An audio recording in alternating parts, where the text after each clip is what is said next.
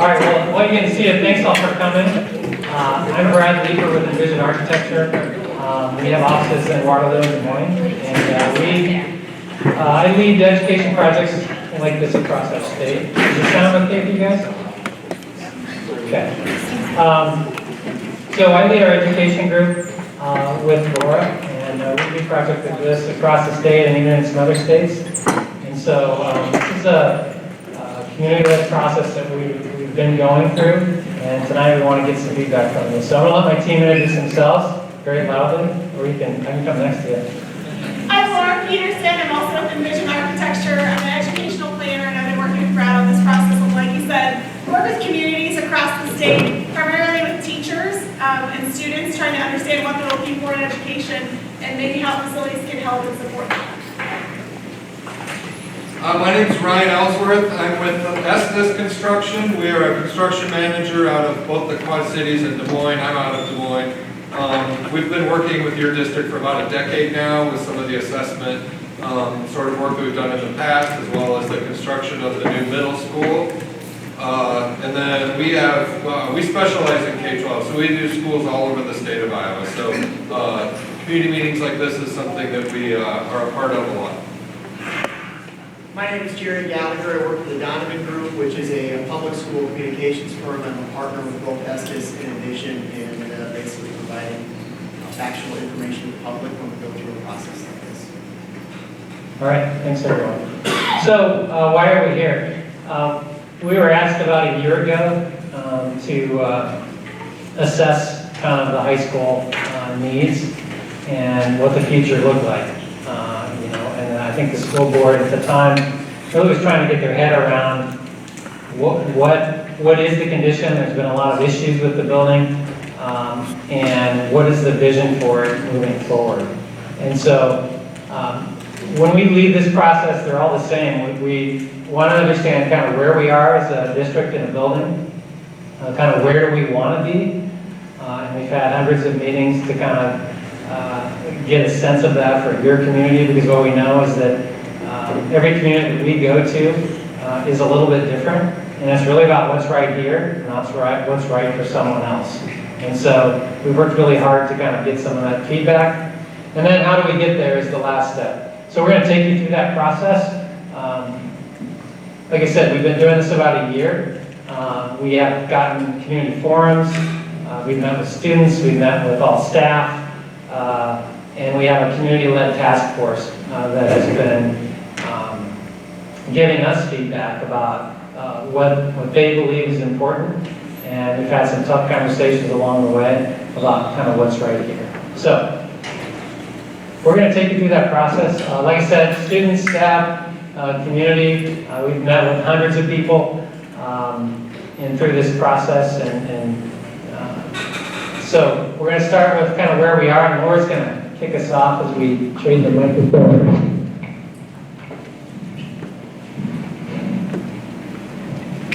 I think the other thing for tonight to know is the way the format for tonight's going to go is we'll present for about 30 minutes, and then we'll start to break up into question groups. So if you have questions about finance, you can go to that table. If you have questions about construction, design, we'll kind of spread out and let you ask your questions there. So we'll get through our portion, and then you'll be able to kind of look at things a little bit more in depth and ask questions. So first, like Brad said, the first thing we look at is where are we as a district? What do we have? And maybe how does it compare to trends and where things are headed? The first thing we like to look at is how much space do you have district-wide? And so we always look at benchmark, and these are regional benchmarks. So the gray bar here is square foot per student for different age categories. So we look district-wide, so what you can see is between your two elementary schools, typically we'd see 150 to 160 square feet per student. Washington is at 170 and Lincoln at 283. So you can see that on average we have capacity between the two elementary schools. When we look at the middle school and high school, we would usually look at them separately, but here we will have looked at them collectively because you share so many things. It's very hard to draw a line to say how much is this middle school space, is this high school space. So between the two, you're at 228 square feet per student, which is actually really good for a combined 512 facility. It means that we have enough space. I think what we've found out as we've gone through it is, do we have the right kinds of spaces? But generally have enough space for the capacity that you have today. The next thing we like to understand is just where is enrollment headed. And so we know that in the early 90s, kind of through 2000, you saw some decline, but generally in the last 10 years have been relatively stable with a little bit of an uptick even. So generally enrollment has been fairly stable over the last decade. We also like to understand building populations and just how those have changed or operated. So you can see that at the top is the high school, this orange line. So high school population, similar to the district, saw some decline but has been relatively flat over the last 10 years in class size. So you can see class size just right around 500 or building size right around 500. Next thing we like to understand is just, do you have the right kinds of spaces and the right amount of spaces? So what you can see here is all of the white bars are averages regionally for comparable facilities for how much space per student we have. In learning community, science, special needs, you can go down the line. And the colored bar is how much space you have. So generally, as we look at this, a lot of them you can see are pretty close in range. For example, classrooms, you have a little bit extra space. Science, close. I think the few anomalies that we see that we like to try and understand. One is special needs. You have about twice as much special needs space. You also have a high number of students in those. And so that's something that we would see is probably accurate for your school district. You can see that lab spaces, so that would be career and technical ed, FCS, art spaces, they have a really high amount of space. And once we talked to students, really we understood you have really good enrollment in those. Those are programs that have been really thriving your community. Students love those programs, and so it probably kind of matches the decisions you make for programming and students. Athletics, you can see close, commons. I think the areas that we see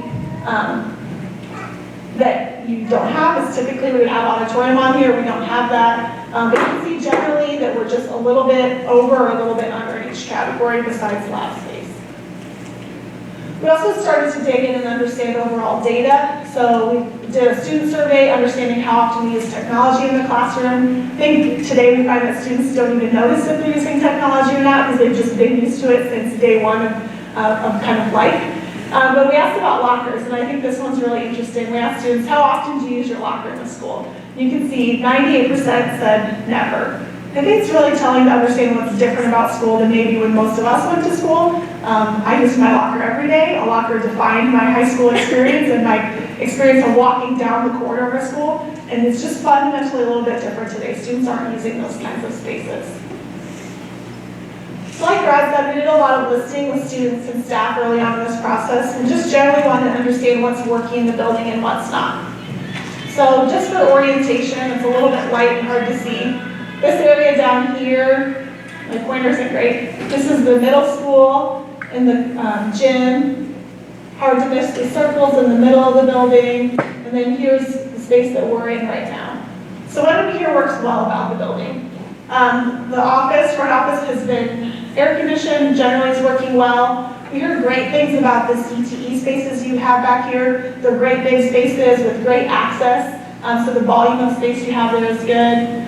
We heard generally the bones of the circles are good. The structure, it's heavy duty, it's going to be here a while.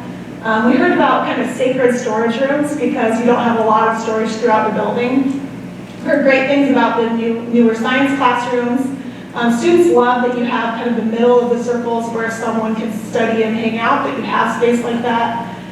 Love the daily grind, which is this program where the special needs students are making coffee. And heard that students love the gym, wish it was in the high school, but love that space. What's not working? We heard a lot about the space around here, really poor ventilation throughout the building, really bad. Thanks. Really bad heating and cooling throughout. We heard a lot about fundamental things, like you have electrical conduits that are collapsing in the floors. You have steam coming up kind of back in CTE spaces. And I ask you to ask any teacher that's in here, and they can probably give you a whole list of things in the building that they're struggling with. We heard a lot about lack of daylight in the building, not a lot of windows into spaces, specifically kind of in the center.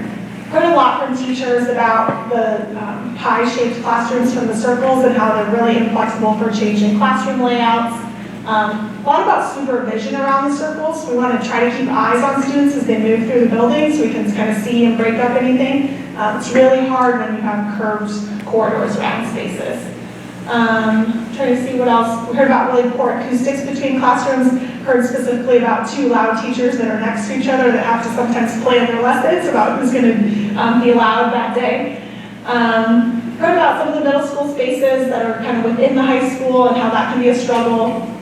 And generally the media center, kind of no light in that space. It's a pretty dreary interior space. Also heard about how the music classrooms are really too small for the numbers that you have in those programs today. Also understanding that we thought you have enough space here, want to understand are there spaces that aren't being fully utilized. Generally we heard that most spaces are being utilized. Some of the mezzanine space in the gym isn't really being used. This space is really used mostly for lunch, so we could probably use it different times of the day. And also kind of, when we were here, the center of the circle that's open right now was being used for some furniture storage, but since then I think it's being used for more academic spaces. So that's just a very quick snapshot of kind of how the building's being used and what we heard. The next is really about vision. Where do we want to be? Where do we think things are headed? So like Brad said, we reached out, had interactions with over 200 students, 450 community members between focus groups and surveys. We've had departmental meetings with each department at the beginning of this school year, met with staff, and also did some civic and community focus group meetings. There's a lot of different comments. It's a complex issue, but here's kind of the big picture of what we heard. I think that this is from a student that it looks very old and with no daylight or fresh air. It smells very bad. We heard hot, old, and don't touch the fuzzy looking ceilings. A lot about it being big, outdated, and confusing to get around. Heard from staff that need spaces where groups can study, where they don't interfere with each other, and areas for students that want to study and work individually. We know a lot that students, they learn in different ways and in different environments, and what you have today really supports kind of one type of teaching and learning. Also heard from community members, it was fine for me. What's changed in education? I went to school there, I'm just fine. Heard that a lot. We did an activity with teachers and students to understand, say we were going to move forward. If we do something, what should we keep for the building, what should we toss, and what should we create? I won't go through all these, but generally, we heard from students and staff that spaces where students are doing hands-on learning were the most beloved spaces in the building. Art and CTE and Comic Cafe, where they were interacting in a different kind of way, were really the beloved pieces of the building. We heard, this is student talk, they said, toss the janky eating in the building, cafeteria space, and the cross between middle school and high school. We'll talk a little bit more about that as we keep going. And here were the things they asked us to create. Things like daylighting, spaces for small group collaboration, space where maybe we could have more business in the building. You know, could the Comic Cafe open to the public more? Could the comic shop really be a kind of public storefront space? Practice rooms, you can see lots of different items. We talked a little bit about middle school and high school. And one of the things we hear a lot is, especially from a 5th or 6th grade mom, is I don't want my kids mixing with high school students. We also hear from the high school students that the middle school students are actually the scarier part. So here you can see in a quick diagram, blue is where middle school only is, so in the corner. The kind of yellowish color is high school, and then orange is the shared. And so that's where we're taking middle schoolers through the building to get to high school. So, you know, at the top, they're going to all the music spaces up in shared. They're going to the family consumer science classroom. They're going to this gym space. They're going to industrial tech spaces back here. So we have a lot of kind of cross of those two populations. And it's not just mixing students. A lot of times we don't have mixing passing periods, but we're taking a crowd of 6th graders past a 10th grade, you know, English class where they're trying to be focused, and asking 6th graders to be quiet when they move through the building isn't an easy task.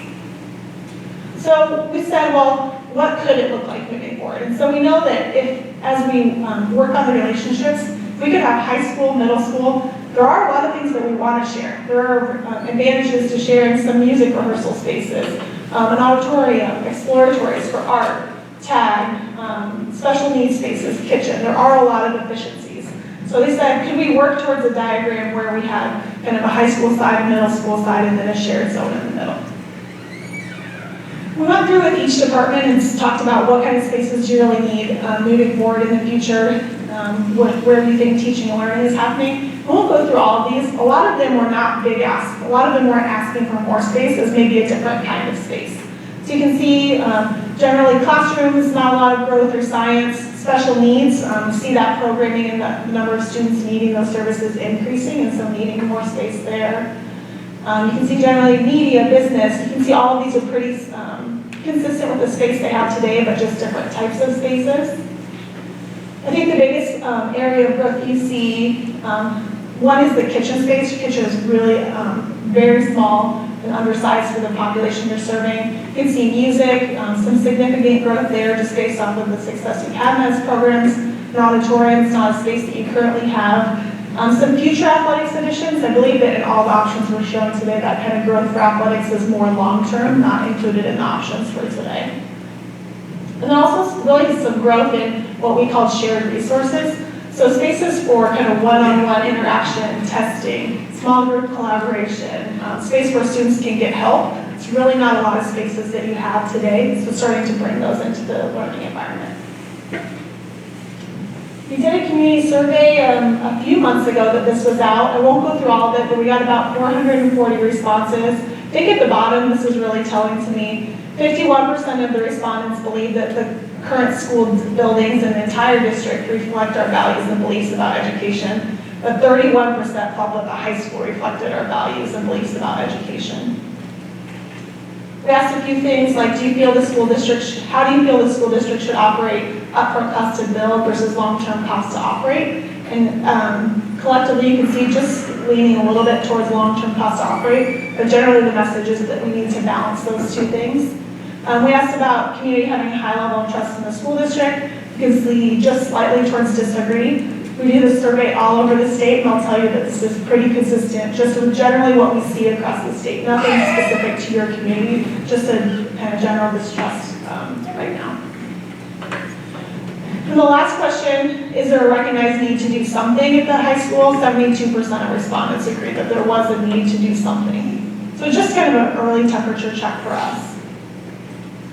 I put the question up of what's changed in education. This is something that we like to understand. It's really complex for those of you that haven't been in the building to really get it. But this is a timeline. Across the top, you can see original construction around 1960, and then North Addition put on in 70, and Science in 2012. That's really how your building has changed for high school.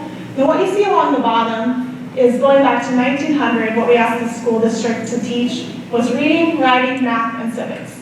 What you can see is every decade what we've added on to the public education system. So, you know, what was just those 4 things now, you can't see the light color, but is this full length of programs that we have in school. So we have counselors, we have therapists in school, one-on-one helpers, associates, para-educators, AEA, talented and gifted. A lot of different programs from when we started the building.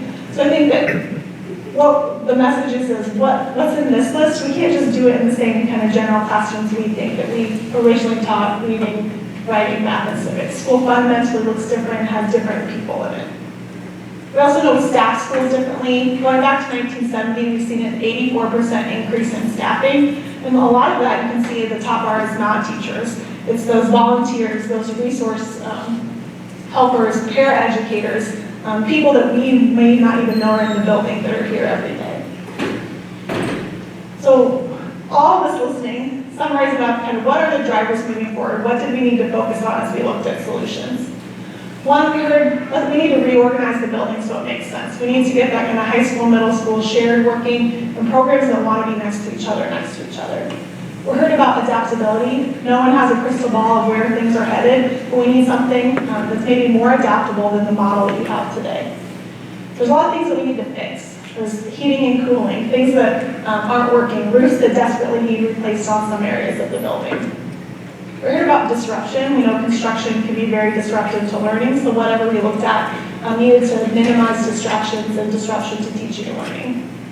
We heard about creating a heart to the building. Right now, if we ask students kind of where's the heart, where does the community come together? kind of cricket-like in the building today. So trying to create that heart or a real core to the building. Just a refresh, more natural light, warm and inviting. It's very institutional today. We heard a lot about values, specifically in all of our community focus group meetings, that we really needed to balance values as we move forward and make sure we're being effective stewards of community dollars. And lastly, we heard about community, that this needed to be a community solution, and that's why we're doing meetings like tonight to get feedback. So going to do a run.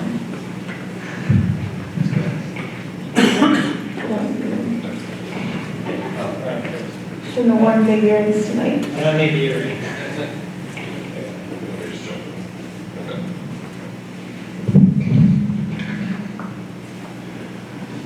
All right, so as mentioned, I'm with Estes Construction, so we've done the budgeting on the plans that we're about to discuss.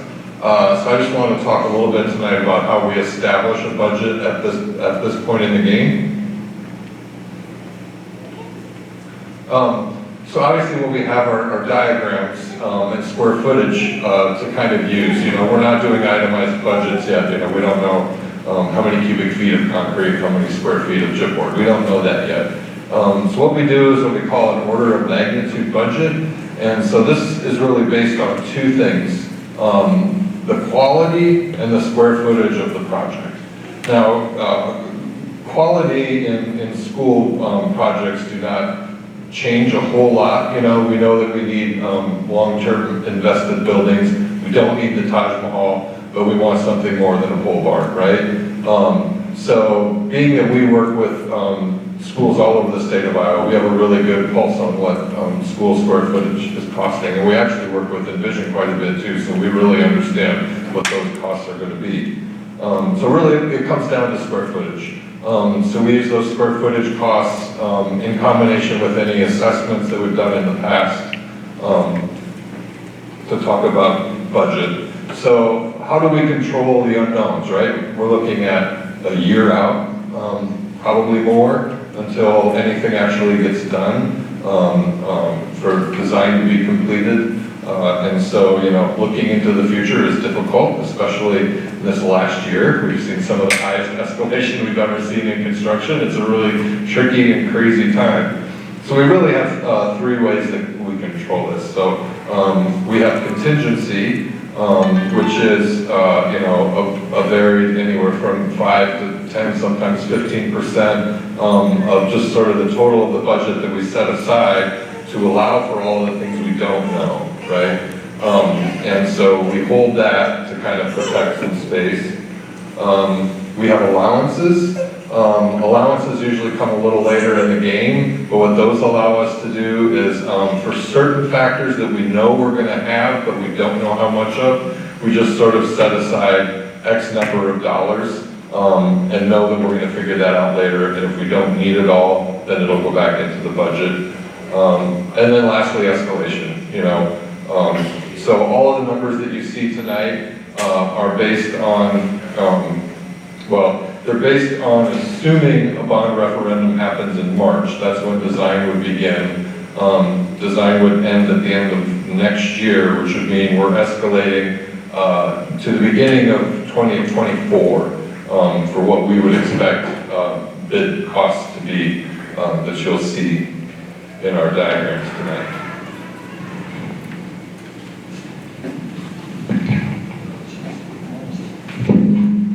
All right, so thanks, Ryan. So Ryan went through some of this, so I'm not going to dwell on it, but you know, quality times size equals cost.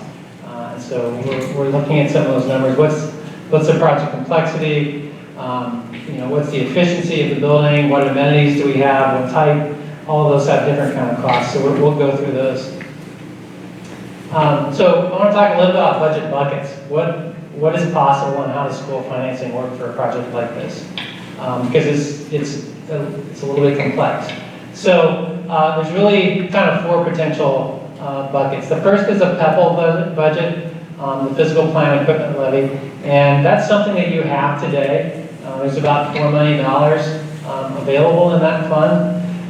That's for computers, buses, furniture, potentially equipment, maybe a boiler goes out, or we have a roof leak that's active and we have to fix something. Those are the emergency fund for different things that might come up. And so in all of these kind of numbers that you'll see, we're not taking anything out of that bucket. That bucket, in our opinion, should stay, and it should be for those things that we don't know about. Okay, so there's some adaptability built into your budget moving forward. The second is a general obligation bond. And so while you've already voted for the PEPAL fund and that's available, this would have to be voted on. And that's what you see a school bond referendum needs 60% approval. That's at $2.70 per thousand valuation of property. And so that potentially at the 270 could be up to 26.4 million as available funds to deal with some of the issues that we've heard about. The other option is a higher levy rate on the bond, and we're going to show you that this is probably not a route we're going to go down. That's a 405 dollars per thousand valuation, and that's just something that I think we heard generally people are not going to have an appetite to go there. We know that there's been some increase in taxes for other things, and so that's something I know we're going to hear tonight. So that was a discussion that we had in our task force meeting as well. It is an option though.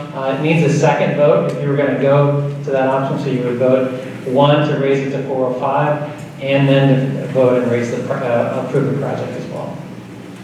The last one is sales tax kind of revenue bonds, and you might know those as the petty tax bonds. That money is basically goes to the state of Iowa, the Department of Education, not the Department, but the state of Iowa gets that money across the state. It comes into a pool, and then it's distributed across the state. So everything you buy, that 1 penny goes to that fund, and then it gets redistributed back to schools around the state based on population.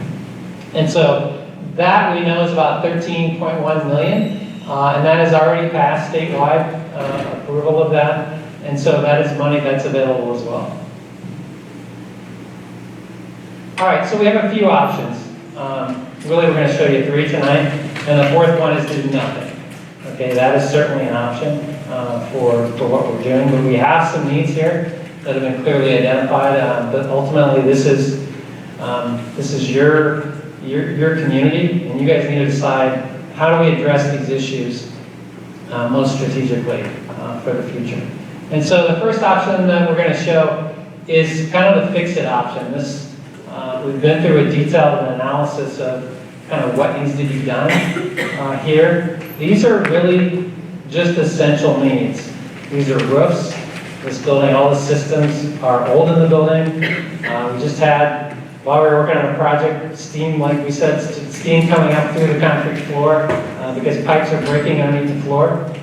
And so there's a lot of those things that are happening now. And if Jerry was here, Jerry's not with us tonight, but he has a long list of those needs that he is basically putting Band-Aids on every day to kind of make work. And so it's disruptive of education. It's expensive because we're not really fixing the problem necessarily. So that's something, this option is about 13.5 to 17.7 million. All of the costs that you see today will have a range of costs. We have a low end and a high end. We'll be somewhere in between there. We're telling people right now there's a lot of volatility in the market, and we're trying not to be overly optimistic about where costs are coming in. So there's contingencies and all those things that Ryan talked about in those projects. So really, this is a fix-it. We're not really changing anything academically. We're not adding anything onto the building. We're really fixing what we have. Option B is the option we're calling to Reimagine. This is largely about reimagining the space that you have. Laura mentioned, these buildings over time get added onto, and storage closets get filled up with, an AED office or something, whatever the need is of the day, and they eventually stop making sense at some point. And you can see in that diagram that we showed how it's kind of haphazardly kind of organized around the building. And so this option really looks at reimagining some of the spaces that work and some of the things that doesn't work based on what Laura showed. And so what this does is, here's the 3 circles which they're orienting. We're kind of right in the middle here. We know that one of the biggest needs is the music area. We heard pretty loud and clear, it just doesn't work. There's a lot of kids in those spaces. There are low ceilings. It's a circular layout, kind of pie-shaped. And they just don't really work for those kinds of spaces. We don't know who the circle architect was that went around the state 50 or 60 years ago, but there's some of them around that we run into, and as we think about, as we reflect on what Laura said about education changing, those things are not adaptable, right? They're very fixed kinds of things, and particularly for a space like music and band, it just doesn't work. And so this option really says we're going to get rid of that upper circle where music is, and we're going to relocate music back here. One of the other things that all of the options tries to do is to create this kind of link from a circulation point of view. Right now, if you're in the middle school and you need to go to career and technical education, you come out through the high school and down, or you maybe run outside in the snow between these 2 links. And so we're trying to better connect the building. And so this option adds music, has a connector that connects back to the new commons in the middle school. And so that we end up with kind of this loop circulation for connectivity and less disruption. And then we're adding a new entrance on the front, which is kind of right outside the door where we are here. Relocated kitchen. The kitchen is about half the size that we need. We're relocating kitchen out, cafeteria. We would have some administrative kind of offices added on to the space that's there. So we create a new front door to the building. I don't know if you all read the news today, but there was another school shooting today. We don't have a secure entrance here, and so this would create a secure entrance for the school. So you would come in the doors. After kids are in the building, it would be locked down, and anyone who was visiting would come through the office and through a secure entrance into the building. And then the auditorium is planned kind of back here, and what we're showing is kind of this community link back to the middle school kind of competition commons for the gymnasium that's connected, and the auditorium on the backside here. This option right now is about 28 to 32, 33 million, and it's comprised of about, it's about 50% renovation. That's significant. I'm not sure what that number is, Laura. Let's disregard that for now. It does all of the things that are in the first option in terms of fixing systems, but also kind of reimagines what might be possible academically.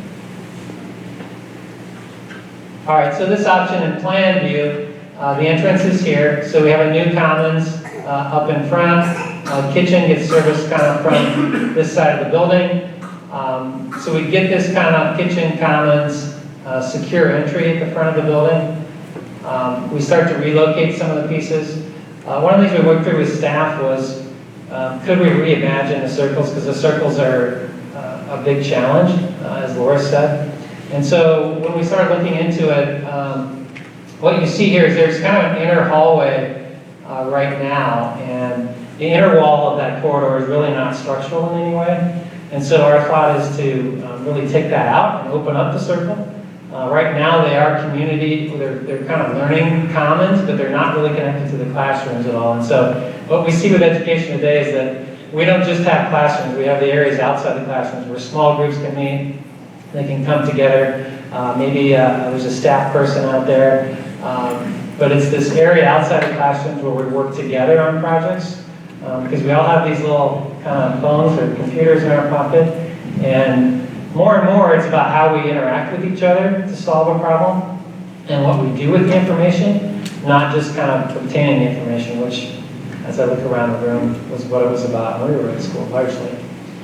Current technical stays the same. We have kind of performing arts, and you can kind of see this link kind of through that we're creating. We're reimagining both circles by that. And then you see auditorium with a connection back to the commons as well. Phasing, Ryan, you want me to talk about phasing? Yeah. Go ahead. Okay, phasing is complex. In all the projects, we're trying to really connect these things. We have good stuff on this side, good stuff on this side, and we're really trying to kind of make the connections more meaningful. And so this is about, we've really taken quite a few steps to kind of think through how we're going to minimize disruption of students and not move students off site. I know there was a previous option that was considered, which really relied on kind of putting students somewhere else for a few years. And that sounds nice in theory, but it's very disruptive academically. It's also really expensive. We've seen at other schools, maybe districts spend up to $1 million temporarily housing students, maybe in portables or in another building somewhere, making that work for education. And so we've really worked hard to not do that. And I won't get into the details of the phasing. If you want to, Ryan's going to be back at that table talking about construction. Option C is to really replace. And this is the idea, okay, the circles, if the circles are creating some complications, and if we're not satisfied with where the circles can be after the renovations, this really says we're going to build a new academic wing in the courtyard, and then we're going to come back and take some of these circles off in time. And so this is a new front door, really in the center of the building, not on either edge, that really connects the commons together. Auditorium is similar, music is similar, but we're really connecting here. So I'll show you the plan, which is more useful. So you can see parking is here now. We would expand parking back into this area, and we really would enter the building here. And it really connects the commons through to the existing middle school commons and then to the auditorium. So there's kind of this nice linear connection between those things organizationally. We still get the loop, which is a little bit nearer and closer than the other option, well, the one that exists today. We're relocating family consumer science up near the entrance, so there's still activity up there, so culinary, they wanted to be more public, people potentially coming in. But we have a two-story addition here. This is the second story of that, with learning space outside, performing arts, auditorium, and then media's kind of gets shuffled back in here. This option right now is about 34 to 38 million. So it's more than the last option. And the phasing is complicated in a different way, but still something we have to very carefully think about how we're going to get this done while students are still learning here. All right, so Laura mentioned those drivers, if you remember those horizontal project drivers. So what we wanted to do was to measure these things against each of the options. So the option A is to fix, really just kind of fixes, if that bubble is full, it kind of accomplishes it fully, partially, it does partially. We fix a lot of things in the first option, but it really is just the bare essentials of what needs to be done. Option B, reimagining. We achieve a lot of those things, and just not necessarily all of them completely. And so we've had discussions about that. We as a task force, and I think the educational leadership team feel like that B and C are really pretty good options that we think are viable moving forward. There are people that have different opinions about which one of these is best, and you all have different opinions than that, I'm sure. So that's what we're here to learn tonight. So option B achieves a lot of those things, but not all completely. And then option C really achieves a lot of those things. All of them are messy in minimizing disruption. And I think that's really just the nature of the beast, unless we say we're going to build a new school, which we know we can't afford. And so we like to measure these things against these kind of drivers. All right, so cost. Everyone wants to get the cost, right? And so I want to explain a little bit. We have a couple of lines here. One is just the debt service limit. Your district, by state law, really can't go past that $42 million number. And it changes every year a little bit. So this is based on 2023. But $42 million, even if we said we wanted to do something bigger, unless you all have a giant pocketbook and you're going to donate some money to the school, we can't really borrow any more than that.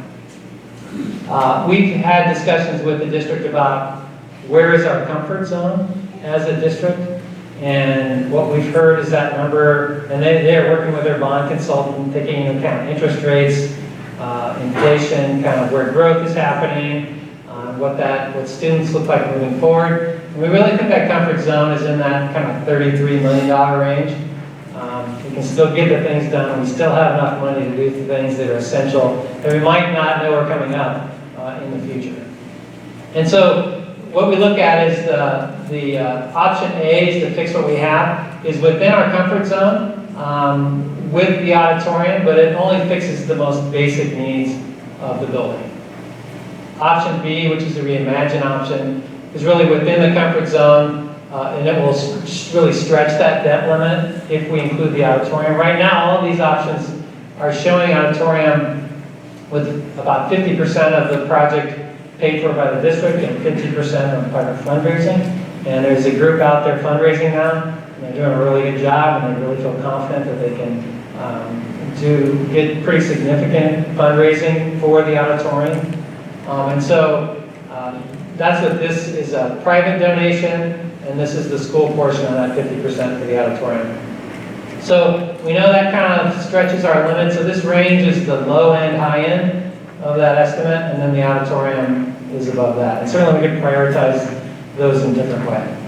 And then option C, replacing the circles, really stretches our budget comfort zone. Even without the auditorium, we would have to make some pretty tough choices to make that happen. But we're not saying it's not possible, but you can see even on the low end of that, it's a little bit above that comfort zone. So it would stretch that number pretty good. All right, so what does it mean to me? That's what everyone wants to know, right? So option A, this is a residential $100,000 assessed value. So if you're twice that, you double this number. If you're half of it, cut it in half. And then, so this is all residential, and this is agricultural. For if I had 320 acres, this is what the tax would be for each of these options. So it's about $4 a month to fix what we have, in additional taxes from what you have today. To $12 for the B option, and the replace option is about $16. And then from an ag point of view, it's about $32 a month for the fix it, about $100 a month for the Reimagine, and about $127 for the replace option. All right, the last thing we want to talk about is just waiting, the cost of waiting. So this graph shows interest rates, and here's where we are today. So historically, everyone is concerned about interest rates because they're going up, and we should be. Because our buying power is going down. What we do know is that in context of history, they're still very low compared to where they have been over the years. And then we also track kind of general inflation, which has been a pretty direct line since 1960.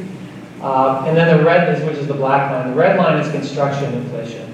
And so what we're seeing back to about 2010 actually, is that construction inflation starts to really outpace the general inflation market. And so if you look at that line, it really never, I mean, it might come down a little bit from month to month, but that number really doesn't come down.